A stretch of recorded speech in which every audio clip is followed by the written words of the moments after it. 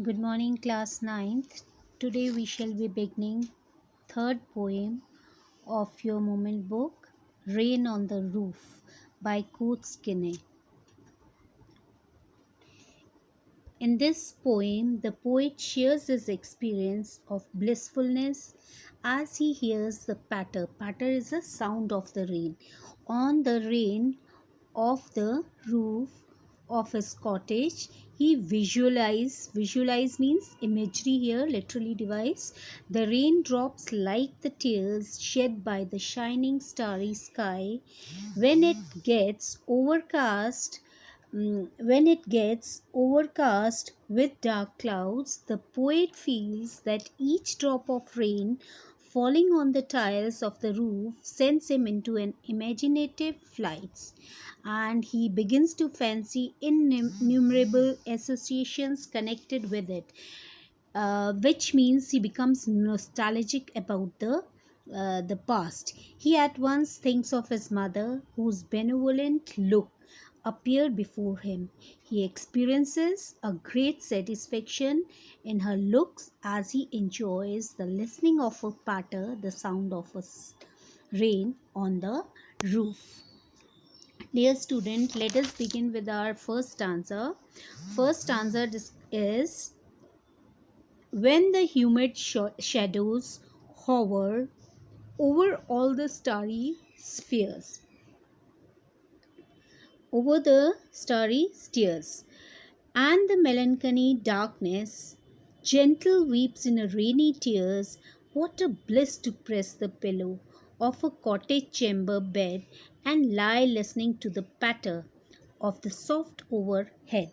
Now this is a description where the poet describes about when the humid shadows hover. That is, humid shadows means dark cloud, wet clouds. They hover, they settle on the top over all the starry spheres. That is the clearness of the sky. The starry spheres, they hide in the shadows, they hide in the clouds, and all the melancholy darkness. See, they call the darkness as a sadness,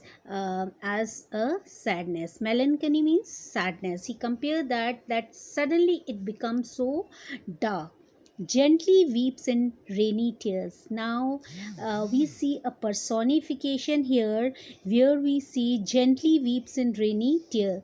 That is, weeping is a human quality, and it is said that rain is a shedding of a tears from the sky. What a bliss, he says, what a satisfaction he receives, he gets when he lies in the bed and presses below while it is raining, of a cottage chamber in his bedroom.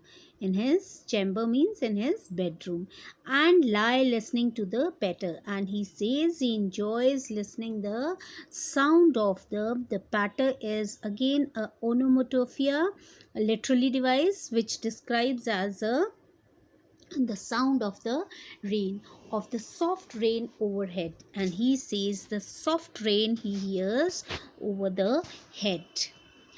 uh, Now let us move up with the next is word meanings of this stanza. Humid, which means wet. Then the next word we come across is melancholy, which is sadness.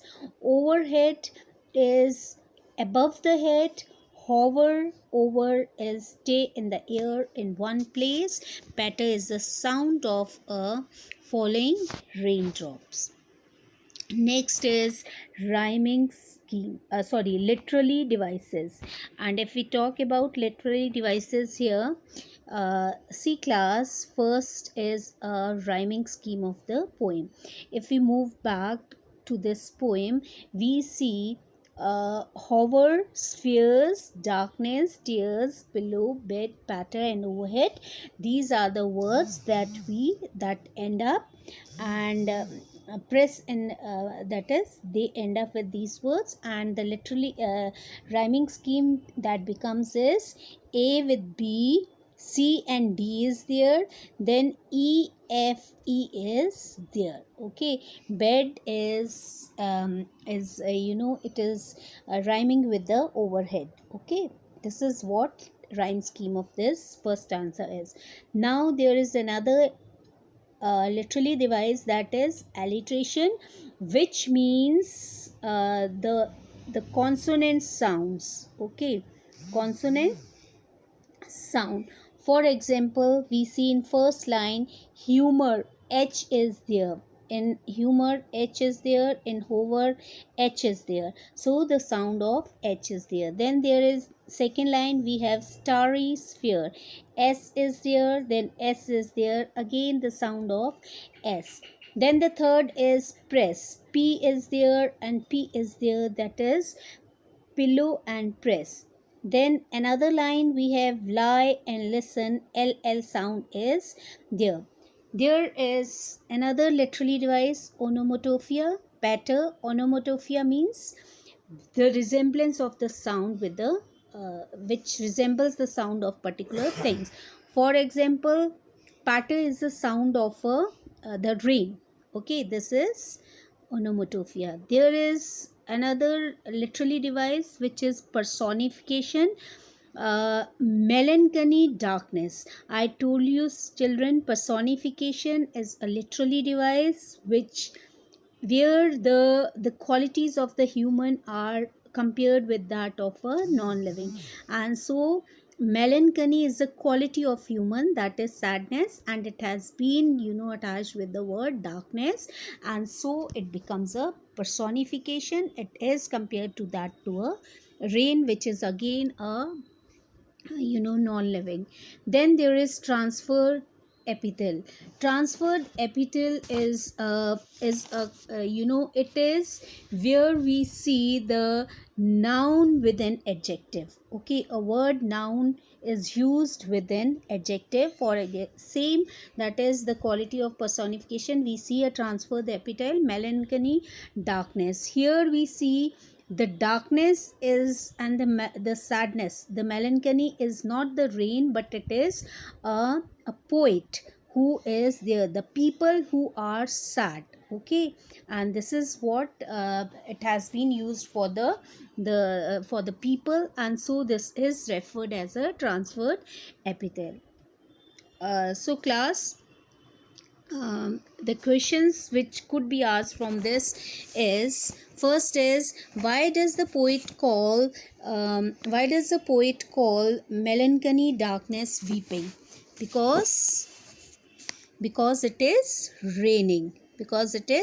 raining, and so the poet call it as a weeping. What is a great bliss according to the poet? According to the poet, the great bliss is to lie in the bed during when it rains. Lie in the bed, and he also and listen to the sound of water drops. Okay, and listening the pattering of a rain. Where does the poet the rain patter? The poet hears the patter of a rain on the roof of the cottage. Okay, where he is lying, he listens it there. Now, what are the raindrops compared to? They are compared to the tears. Okay, it has been compared to the tears that falls from the sky. Okay, it falls from sky. This is what the poet has compared with this. Okay, so please do complete the question answers, the answers of these extracts. With that, thank you students, thanks a lot.